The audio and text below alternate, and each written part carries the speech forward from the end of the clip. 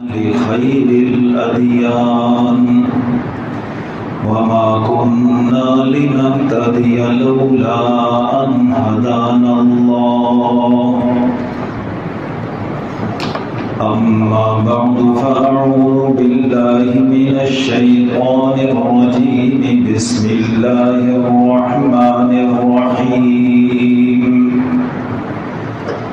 لن ينال الله لحومها ولا دماؤها ولكن يناله التقوى منكم صدقت يا رب العالمين اللهم صل على سيدنا ومولانا محمد وعلى آل سيدنا ومولانا محمد وبارك وسلم ثم صل عليه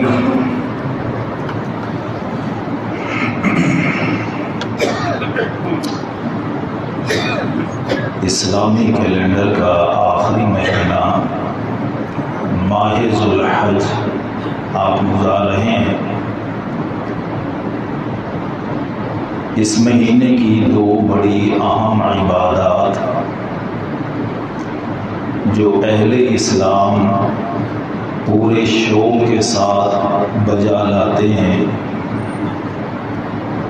ان دونوں کا تعلق حضرت ابراہیم خلیل اللہ علیہ السلام کے ساتھ ہے۔ ایک عبادت اس میں سے حج بیت اللہ ہے اور دوسری عبادت قربانی ہے۔ حج بیت اللہ کا تعلق بھی اللہ کے پیغمبر حضرت سیدنا ابراہیم علیہ السلام کے ساتھ ہے اور قربانی کا تعلق بھی انہی کے ساتھ ہے۔ ماہ ذوالحج میں یہ جو حجاج کرام حج کے لیے جاتے ہیں، اس بیت اللہ کو حضرت ابراہیم علیہ السلام نے تعمیر کیا تھا۔ یوں تو یہ بیت اللہ 10 مرتبہ تعمیر ہوا ہے۔ اگر علامہ سیوطی رحمہ اللہ کی اس کتاب کو اٹھائیں جس کا نام تاریخ مکہ ہے، ہسٹری آف مکہ، اس میں انہوں نے لکھا ہے کہ کعبہ کو 10 مرتبہ تعمیر کیا گیا۔ پہلی مرتبہ تعمیر کرنے والے فرشتے تھے اور آخری مرتبہ اس کو تعمیر کرنے والے حجاج ابن یوسف ہیں۔ درمیان کی تفصیلات کا نہ وقت ہے نہ اب ضرورت ہے اس کی، صرف مقصد کہنے کا یہ ہے کہ جب بیت اللہ کو تعمیر کر لیا گیا تو اللہ کی طرف سے ابراہیم علیہ السلام کو حکم ملا کہ وہ بیت اللہ کو طواف کرنے والوں کے لیے پاک رکھیں۔ ان طہر بیتی للطائفین، کہ جو طواف کرنے والے آئیں گے ان کے لیے اس کو پاک رکھا جائے۔ تو ابراہیم علیہ السلام اور حضرت اسماعیل علیہ السلام نے اس بیت اللہ کو تعمیر کیا۔ تعمیر کرنے کے بعد حکم ملا، تو جب حکم ملا تو اس وقت حضرت ابراہیم علیہ السلام نے دعا مانگی، ارینا مناسکنا، اے ہمارے رب ہمیں مناسک حج سکھا دی۔ ظاہر ہے جب آپ ہمیں یہ ذمہ داری سونپ رہے ہیں تو ہمیں مناسک حج بھی آنے چاہیے۔ مناسک کا جو لفظ ہے اس کے اندر صرف اعمال حج نہیں آتے بلکہ اس کے اندر مقامات حج بھی آتے ہیں، اعمال حج بھی مقامات حج میں، تو اللہ نے حضرت جبرائیل علیہ السلام کو بھیجا، انہوں نے آ کر اعمال حج بھی سکھائے اور مقامات حج بھی دکھا دیے۔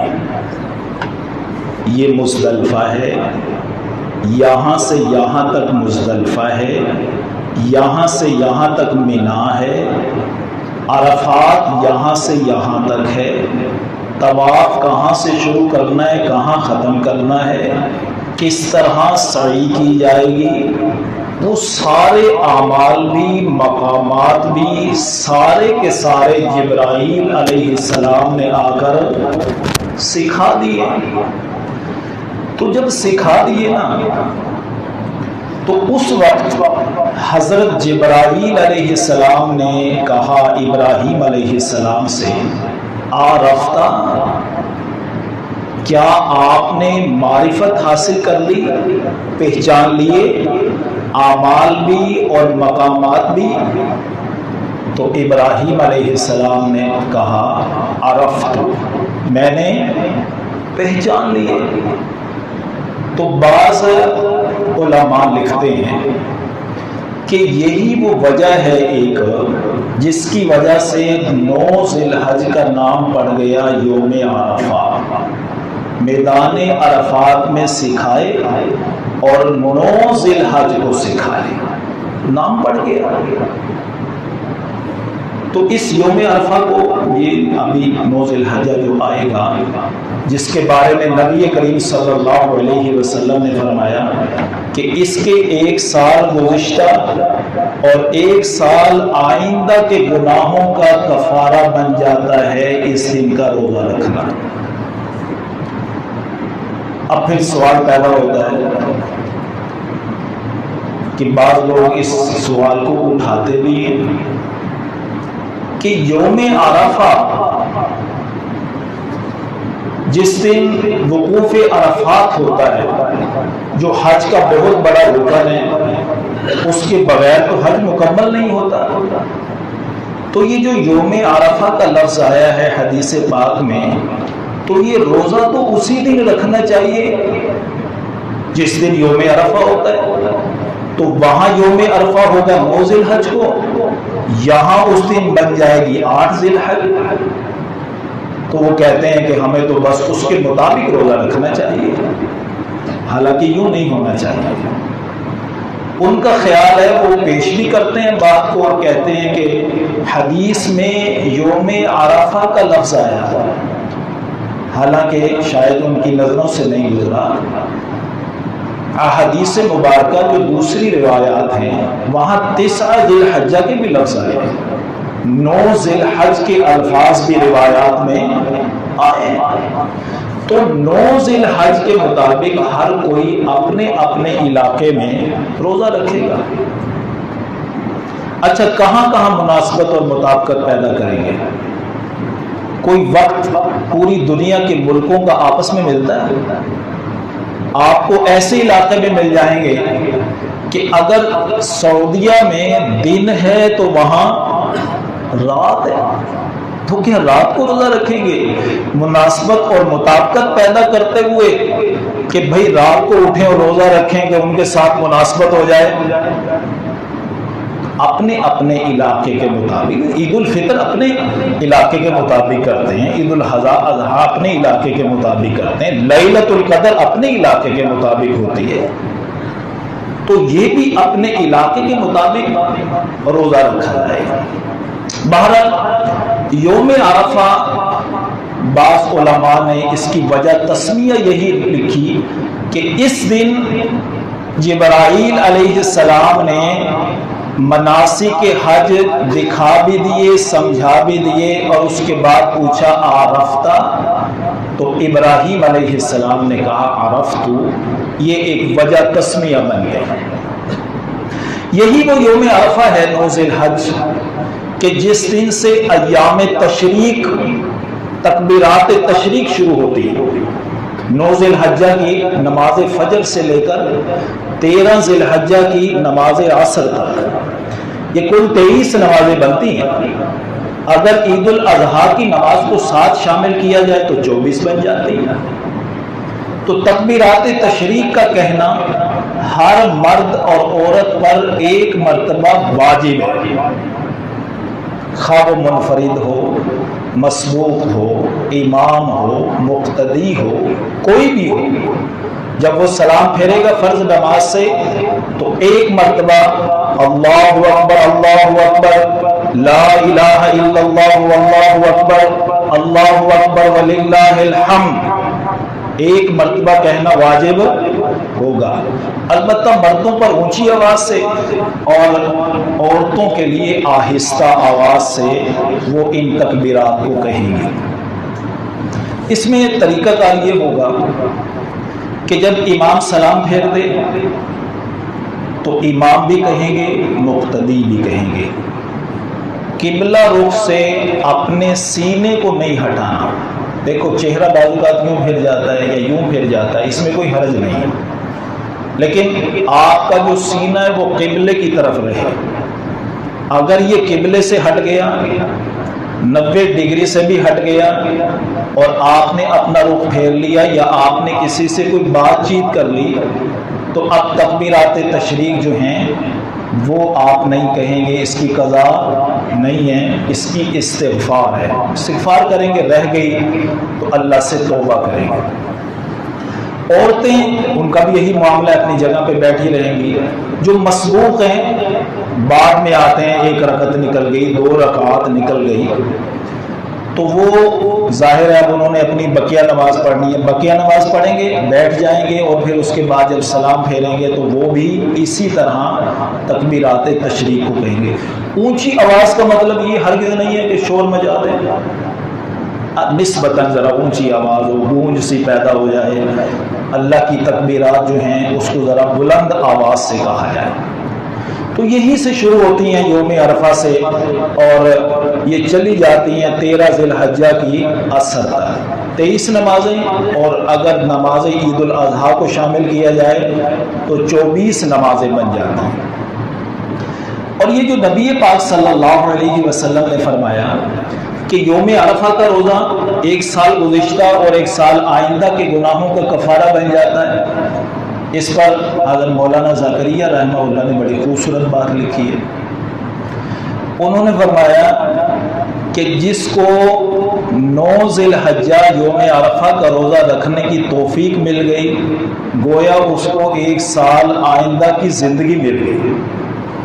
ظاہر ہے آئندہ زندگی ہوگی، کوئی گناہ ہوں گے تو معافی ملے گی نا، تو یہ ایک نقطہ ہے جو انہوں نے ذکر کیا۔ بہرحال جس کو یہ سعادت نصیب ہو، توفیق مل جائے، گزشتہ 1 سال کے گناہوں کا کفارہ اور آئندہ کے 1 سال کے گناہوں کا کفارہ بن جاتا ہے۔ تو بہرحال ابراہیم علیہ السلام کا تعلق اس سے ہے، حج بیت اللہ سے، اور اسی طرح قربانی کا تعلق بھی ہے حضرت ابراہیم علیہ السلام کے ساتھ۔ آپ کو معلوم ہوگا اکثر لوگوں کو کہ ابراہیم علیہ السلام کی 3 بیویاں ہیں۔ ابراہیم علیہ السلام اگر تھوڑا سا تاریخ کا جائزہ لیں تو ابراہیم علیہ السلام مبعوث ہوئے ہیں، قوم عاد بھی گزر چکی، قوم سمود بھی گزر چکی، قوم نوح بھی گزر چکی، اس کے بعد اللہ نے ان کو مبعوث کیا۔ سامی نسل ہے، حضرت نوح علیہ السلام کے بیٹے سام، ان سے یہ نسل چلی، تو پھر وہاں سے اسی نسل میں سے حضرت ابراہیم علیہ السلام پیدا ہوئے۔ حضرت ابراہیم علیہ السلام کی جو 3 بیویاں ہیں ان میں سے ایک بیوی جن کا کئی لوگوں نے تو شاید نام نہ سنا ہو، قطورہ ان کا نام ہے، اور انہی کی جو اولاد ہے انہی سے اصحاب مدین بنے، قوم شعیب کے لوگ جو بعد میں جو قوم شعیب بھی کہلائی، اہل مدین۔ اور ان کی جو پہلی بیوی تھی جن کا نام حضرت سارہ تھا، ان کو اللہ نے ابھی کوئی اولاد نہیں دی تھی، تو یہاں سے اپنے علاقے سے جب ہجرت کی انہوں نے، تو اس وقت ایمان لانے والے ابراہیم علیہ السلام پہ کتنے تھے؟ ایک حضرت سارہ ہیں اور دوسرا حضرت لوط علیہ السلام ہے، بس یہ تینوں ہجرت کر رہے ہیں۔ تو راستے میں ان کا نکاح ہوا حضرت حاجرہ سے. اس کی تفصیل میں اب نہیں جاتے کیسے ہوا، کیا معاملہ تھا. ہمارا مقصد یہ ہے کہ اللہ نے حضرت حاجرہ کو بیٹا عطا کیا، حضرت اسماعیل علیہ السلام. اور ایک بیوی جو پہلی بیوی ہے حضرت سارہ، ان سے پھر اللہ نے بعد میں حضرت اسحاق علیہ السلام عطا کیے. پھر حضرت اسحاق کو حضرت یعقوب علیہ السلام عطا کیے. حضرت یعقوب علیہ السلام کو پھر اللہ نے ان کی 2 بیویاں تھیں. بڑی بیوی سے اللہ نے 10 بیٹے دیے، چھوٹی بیوی سے اللہ نے 2 بیٹے دیے. ایک حضرت یوسف علیہ السلام اور ایک حضرت بنیامین. یہ آپس میں حقیقی بھائی تھے. بقیہ ستیلے تھے جنہوں نے کنویں میں ڈال دیا. تو ان سے پھر وہ 12 بیٹوں سے قوم بنی اسرائیل بن گئی. وہ معاملہ ادھر چل پڑا. بہرحال ادھر جو بیوی تھی حضرت حاجرہ، اس سے اللہ نے حضرت اسماعیل علیہ السلام عطا کی. تو جب کچھ چلنے کے قابل ہو گئے ساتھ، فلما بلغ معه السعی، تو جب ساتھ چلنے کے قابل ہو گئے تو اللہ نے فرمایا کہ ان کو ذبح کر دو. اب یہ جو ایک تعلق ہے قربانی کا، اس کو میں اصل ایک مناسبت ذکر کرنا چاہ رہا تھا کہ یہاں سے مناسبت بنی ہے کہ یہاں سے پھر اللہ نے پوری امت مسلمہ پر اس قربانی کو واجب کر دیا. وہاں سے ظاہر ہے قربانی قبول ہو گئی اور اس حضرت اسماعیل علیہ السلام کو بچا لیا گیا اور جنت سے ایک جانور بھیجا گیا جس کو ذبح کیا گیا اور پھر وہی اس امت میں بھی جاری کیا گیا. تو یوں سلسلہ چل پڑا قربانی کا. اب ذرا تصور کیجئے کہاں سے چلے قربانی، کیسے تاریخ ہوتے ہوتے ہمارے پاس آ. یہ معمولی شے تو ہے نہیں.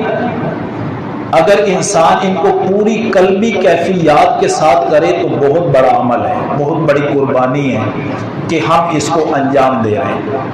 تو یہ آپ کے اوپر، میرے اوپر، جو صاحب استطاعت ہیں ان کے اوپر یہ قربانی کرنا واجب ہے. اور ہر صاحب استطاعت پر واجب ہے. یہ نہیں ہے کہ گھر کے ایک سربراہ پہ واجب ہے، ہر صاحب استطاعت پر واجب ہے. بیوی صاحب استطاعت ہے، واجب ہے. بیٹا بالغ صاحب استطاعت ہے، اس پہ واجب ہے. اور بیٹا صاحب استطاعت ہے، اس پہ الگ سے واجب ہے. باپ تو ظاہر ہے صاحب استطاعت ہے، وہ تو ہے ہی سربراہ، اس پہ تو واجب ہے ہی ہے. تو ہر کسی کے اوپر جو صاحب استطاعت ہے اس پہ واجب ہے. اور صاحب استطاعت آپ کس کو کہیں گے؟ جس کے پاس 52 تولے چاندی کی قیمت کے برابر مال ہو. 52 تولے چاندی کی. آج کل میں نے جمعہ پڑھایا تو ایک ساتھی بیٹھے تھے، ان سے پوچھا کہ کتنی مالیت ہے آج کل، تو اس نے بتایا کہ آج کل 1,47,000 بنتے ہیں یہ 52 تولے چاندی. سونے کے بارے میں کچھ، چاندی کے بارے میں جانتا تھا.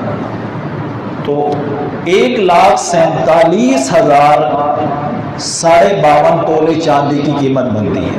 تو اس میں نصاب کیسے دیکھیں گے؟ سونا، چاندی، مال تجارت، نقدی، ضرورت سے زائد سامان.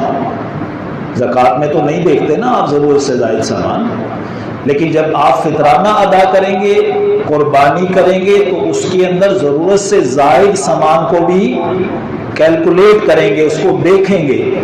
جب وہ 1.5 لاکھ کے قریب بن جاتا ہے، 1,47,000، تو قربانی واجب ہو گئی. تو یوں نصاب کے اندر جو جو آتا چلا جائے گا اس پہ قربانی واجب ہوتی چلی جائے گی. اور پھر یہ واجب اس وقت ادا ہو جائے گا جب آپ اونٹ میں ایک حصہ ڈال لیں، گائے بیل میں ایک حصہ ڈال لیں، یا آپ چھوٹا بکرا، بکری، دمبا، بھیڑ، مینڈھا وغیرہ کوئی ایک کر لیں، تو ایک قربانی آپ کا واجب آپ سے پورا ہو گیا. اونٹ میں بھی 7 حصے، گائے بیل میں بھی 7 حصے، اور جو چھوٹے بکرا، بکری، مینڈھا وغیرہ یہ تو ایک ہی حصہ ہوتا ہے. 7 کا مطلب کیا ہے؟ 7 سے زیادہ نہیں ہونا چاہیے. 7 کا مطلب یہ ہرگز نہیں ہے کہ 7 ہونے چاہیے. 7 کا مطلب ایک لمٹ ہے، اس سے زیادہ نہیں ہونے چاہیے. بس اس کے اندر رہیں. ایک بندہ بھی کر سکتا ہے, دو بھی کر سکتے ہیں, پورا جانور ایک بندہ بھی کر سکتا ہے. ایک لمٹ بتائی گئی, اس سے زیادہ نہ. بڑے جانور کی عمر یعنی اونٹ کو لے, اونٹ کی جو عمر ہے وہ 5 سال ہونی چاہیے, اور جو گائے بیل وغیرہ ہے اس کی عمر 2 سال ہونی چاہیے. جو بکرا ہے, بکری ہے, اس کی عمر 1 سال ہونی چاہیے. مینڈا وغیرہ, دمبا, بھیڑ وغیرہ سب کی عمر 1 سال.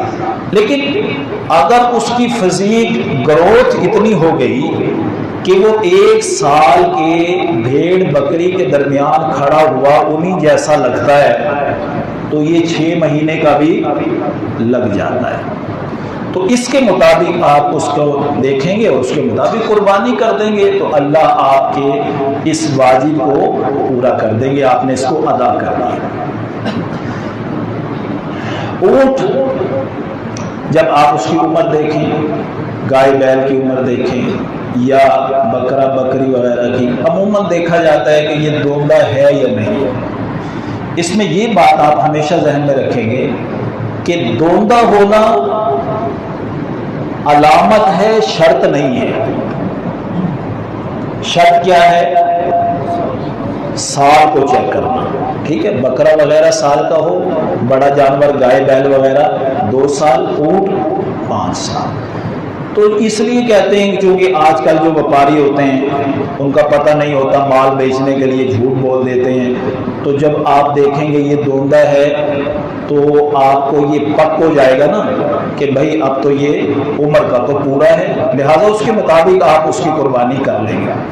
لیکن اگر آپ کو یہ بات بالکل طے ہو کہ یہ پچھلے سال عید الاضحیٰ سے پہلے پیدا ہوا تھا بکرا, اب عید الاضحیٰ دوبارہ آ رہی ہے لیکن آپ نے دیکھا اس کے دانت بھی نہیں ہیں, تو اب کوئی ضروری نہیں ہے کہ دانت ہونے چاہیے.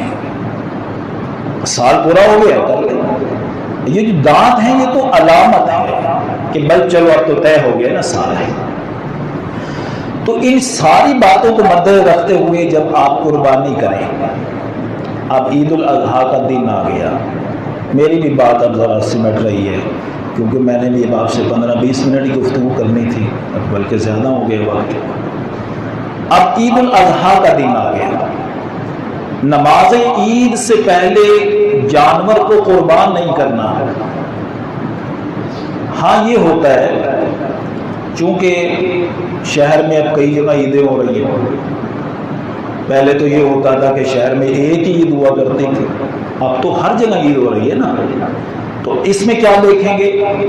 اس میں یہ دیکھیں گے کہ شہر میں سب سے پہلے کس مسجد میں عید ہوئی, وہاں ہو جائے, پڑھ لیں تو آپ قربانی کر سکتے ہیں. یہ وہی بات ہے. اکثر لوگ پوچھتے ہیں کہ بھائی نماز جمعہ جو ہے کون سی اذان ہے, اتنی مسجدیں ہیں, ادھر بھی اذان ہو رہی ہے, ادھر بھی اذان ہو رہی ہے, ادھر بھی اذان ہو رہی ہے, کون سی اذان کے بعد کاروبار کرنا حرام ہے؟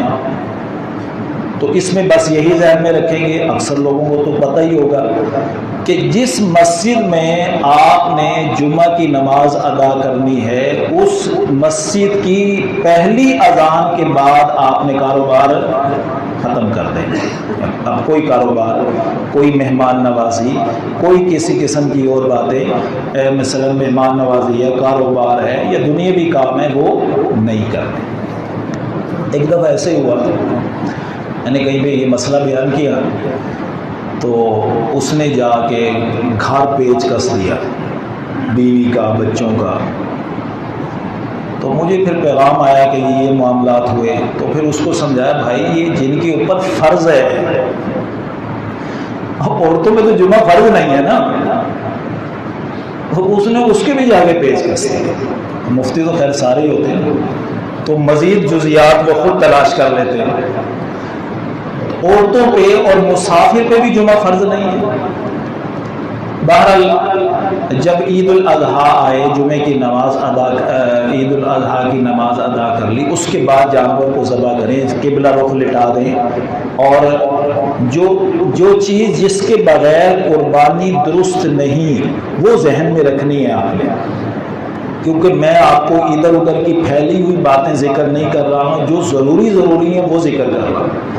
اس میں بہت ساری اور مسنون طریقے بھی ہیں، مستحبات ہیں، ان کو بھی ذکر کیا جا سکتا ہے، لیکن وہ چیزیں جس کے بغیر قربانی خراب ہونے کے چانسز ہیں وہ میں آپ کو ذکر کر رہا ہوں۔ قبلہ رخ لٹا دیں گے اور اس کے بعد جب آپ چھری پھیریں گے تو آپ اس کے اوپر تکبیر پڑھیں گے، بسم اللہ اللہ اکبر۔ اگر یہ نہیں پڑھیں گے جان بوجھ کر تو جانور حرام ہوگا۔ ہاں اگر بھول جائیں وہ ایک الگ بات ہے، وہ کہتے ہیں بھول چوک معاف ہے تو یہ معاف ہو جاتے ہیں، لیکن جان بوجھ کر اگر کسی نے چھوڑی تو جانور حرام ہے۔ اور اس کے اندر ایک اور بات جو بالخصوص آپ نے توجہ رکھنی ہے اس پہ، کہ کوئی دوسرا شخص اس کے چھری کی جو ہینڈل ہے اس پہ ہاتھ نہ رکھے۔ اگر ہاتھ رکھے گا تو اس کو بھی تکبیر پڑھنا ضروری ہے۔ اگر اس نے نہ پڑھی، جان بوجھ کے نہ پڑھی، تو قربانی نہیں ہوگی۔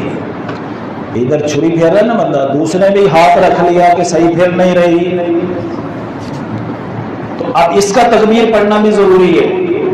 جس طرح بڑے جانور کے اندر آپ 7 حصے کر رہے ہیں تو ساتوں کے ساتوں جو ہیں وہ شرک کرنے والے نہ ہوں، اخلاص کے ساتھ قربانی کر رہے ہوں۔ اسی طرح جب ذبح کر رہے ہیں تو ذبح کرنے والے بھی سارے جو ہیں وہ شرک کرنے والے بھی نہ ہوں، اور وہ تکبیر پڑھنے والے بھی 2 ہوں 3 ہوں 4 ہوں، جتنے بھی ہوں۔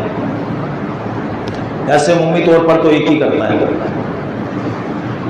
پھر جب آپ ذبح کر لیں، خون نکل گیا سارا، وہ رگیں کٹ جائیں جس سے سارا خون باہر نکل جائے، تو اب اس کی گوشت کی تقسیم وہ تو عام سنتے رہتے ہیں، تو مستحب ہے، آپ سارا بھی رکھ لیں گے تو شریعت تو آپ کو کچھ نہیں کہتی، لیکن مستحب کیا ہے، 3 جگہ تقسیم کر کے غربا، رشتہ دار اور اپنے لیے رکھے جا سکتے ہیں۔ پھر جب آپ نے اس کی کھال اتار دی تو اب یہ جو کھال ہے اس کے پیچھے تو بڑے بندے ہوتے ہیں، کیوں بھائی؟ وہ بھی رابطے میں ہے، وہ بھی رابطے میں ہے، وہ بھی رابطے میں ہے، یہ کھال سن لینی ہے، کھال ایک ہوتی ہے۔ آج کل تو کہتے ہیں ریٹ بھی کوئی نہیں ہے کھال کا، پچھلے دن ایک بندہ بتا رہا تھا کہ بڑی کھال کا ریٹ 200 روپے،